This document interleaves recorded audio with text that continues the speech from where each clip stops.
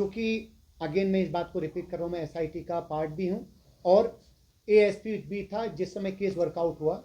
जब case police को hand over हुआ उसी समय ये क्वेश्चन हम पे रेज हुए और मैं साक्षी हूँ उस बात का कि इसमें तो कुछ बड़े लोगों का नाम आ रहा, क्या आप इसमें खुल के काम करेंगे? एक ब्लाइंड केस जिस पे कोई, ये घटना जो मिसिंग में थी और घटना के बारे में एग्जैक्टली क्या हुआ कोई नहीं जानता। हमने केस किया, 5 घंटे में चीज़ें वर्कआउट हुई, तीनों अभियुक्तों को विद प्रमाण हमने रिमांड पे लिया और अभी भी वो जेल में है। और दौराने विवेचना काफ़ी सारी चीज़ें आई, कुछ नाम उसने कि ये व्यक्ति। अब उस VIP का एक जो चैटिंग में जिक्र है दो दोस्तों के बीच में, हम उस शख्स तक, क्योंकि एक तो पीड़िता मृतका थी जो अब नहीं है हमारे बीच में, दूसरा जो व्यक्ति इस बार को क्लियर करता इस बात को कि पूरी कन्वर्ट जो हमको क्लियर करता कि ये कन्वर्जेशन किस रिगार्डिंग था, हमने उस तक उनसे पूछा।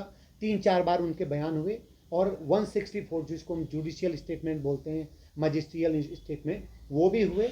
उनका ये कहना था कि साहब मैं जब 16 तारीख को वहाँ आया हूँ उस समय एक शख्स वहाँ जो शायद कई बार सोशल मीडिया में चला है, जो जिनके साथ 2-3 लोग थे, कुछ अटैची थी और कुछ हुलिया हमको डिफाइन किया, क्योंकि उस व्यक्ति की वहाँ एग्जिस्टेंस को होटल के स्टाफ ने भी एग्री किया, लेकिन रिकॉर्ड में चूंकि वो केवल 1-2 या 2.5 घंटा वहाँ पर उस बंदे ने स्टे किया। अब हमारा अगला उस VIP को फाइंड आउट करने का एकमात्र सूत्र था पुष्पदीप जो मित्र है।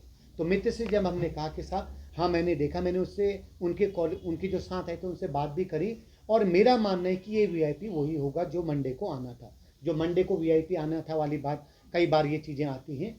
तो हम उन शख्स तक पहुँचे, बड़ी पड़ताल के बाद हमने स्टाफ से बात करी, एक होली का के हिसाब से हमने कई चीज़ें बताई, क्योंकि ये था कि उसके साथ 2 बॉक्सर थे। ये चीज़ चूँकि पहले भी शायद मैं इस अंदाज में हमने आपसे बात करी, लेकिन डिटेल चूँकि आज मामला कन्विक्टेड है और पब्लिक डोमेन में सारे फैक्ट हैं, हाई कोर्ट का आदेश हो, ट्रायल कोर्ट का जो फाइनल वर्डिक्ट हो, वो सारे वर्डिक्ट ऑलरेडी पब्लिक डोमेन में आ चुके हैं। तो मैं आज खुल के उसमें आपसे बात करने में मुझे कोई गुरेज नहीं, जो ऑलरेडी आपके पास है। लेकिन मैं अभी ये, क्योंकि मुझे मालूम नहीं था कि मुझे ऐसे बताना पड़ेगा, लेकिन मैं और मिस्टर खोलिया, इंस्पेक्टर IO जो इस केस के IO थे, लगातार इस केस में अभी भी सुप्रीम कोर्ट में अगर काउंटर लगता है या हाई कोर्ट में कोई चीज़ होती है तो हम दोनों उसमें इन्वॉल्व होते हैं, हमें उसमें आगे जो भी प्रोसीडिंग करनी होती है हम करते हैं। तो हर हफ्ते किसी न किसी बहाने हम उस पर हमारी चर्चा होती है। तो वो जो VIP टर्मिनोलॉजी आई, उस हुलिये के आधार पे हमको, हमारा काम था कि हम उस व्यक्ति को आइडेंटिफाई करें। तो जो एक बनाया, तो ऐसे होलिये के कुछ लोग जो हमको लगे कि ये तो हमारा प्राइम मकसद था कि उस शख्स से पूछा जाए जहाँ से ये टर्मिनोलॉजी पैदा जनरेट हुई है। तो उन्होंने को जब बताया, उन्होंने कहा साहब ये व्यक्ति है। तो उस व्यक्ति तक हम पहुँचे, उनका नाम धर्मेंद्र उर्फ प्रधान था, क्योंकि वो हमारी SIT इन्वेस्टिगेशन का पार्ट है और उनकी तरफ से जो हमने स्टेटमेंट लिखे वो हम सारे कोर्ट में लगा चुके हैं। तो उनके बयान हमारे पास हैं और मित्र से जब हमने पूछा जो पुष्पदीप हैं, तो उन्होंने इस बात को माना, हाँ साहब ये वही व्यक्ति है जो उस दिन 16 तारीख को मैंने देखा था और इनसे मेरी बात हुई थी। तो ये उस VIP टर्मिनोलॉजी का फाइनल इन था अकॉर्डिंग टू SIT।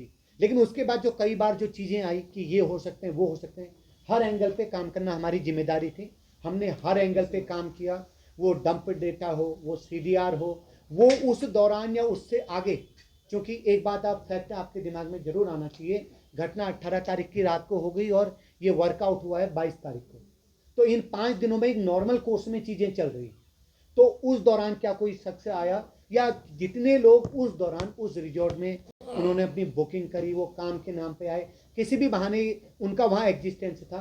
हमारी SIT क्योंकि एक अच्छी खासी टीम थी, DIG रैंक की ऑफिसर उसको लीड कर रही थी, तो हर एंगल पे, हर उस व्यक्ति पे हमने काम किया कि उस व्यक्ति का एग्जिस्टेंस वहाँ क्यों था और वो वहाँ क्या करने आया था। तो ये जो शख्स जिनका मैंने आपको नाम लिया, ये शख्स वहाँ पर क्यों थे, किस मकसद से आए थे और किसके माध्यम से वहाँ पर आए थे, ये हमारा जब क्लियर हुआ तो हमने माना कि इनका मकसद उस होटल में आकर के रुकना या कुछ करना नहीं। उनको, वो शख्स नोएडा को बिलोंग करते थे, उन्होंने वहाँ लैंड सर्च के लिए एक आदमी से डील करी थी, वो शख्स खाना खिलाने के लिए उनको वहाँ पर लाया था, केवल 2-3 घंटे वहाँ स्टे किए हैं। अब उसके बाद धर्मेंद्र कुमार उर्फ प्रधान, फिर और भी कई सारी चीज़ें चली, जैसे आपने सोशल मीडिया में या कई सारे स्टेक होल्डर्स में कुछ नाम देखे, उन नामों पे हमने सब में काम किया।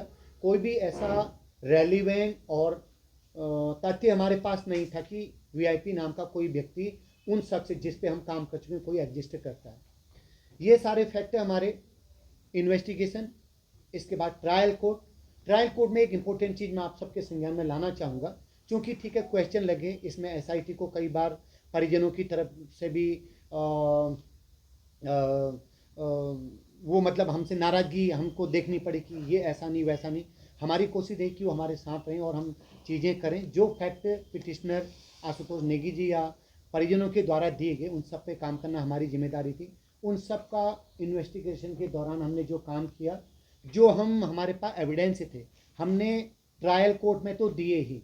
जो 5 बार की हमारी माननीय उच्च न्यायालय में हम पर्सनल अपीयरेंस हुई, वहाँ पर हमने वो सारे फैक्ट दिए। फैक्ट देने के बाद 5 पेशी का मतलब कम से कम 1 से 1.5 महीना इसमें लगा।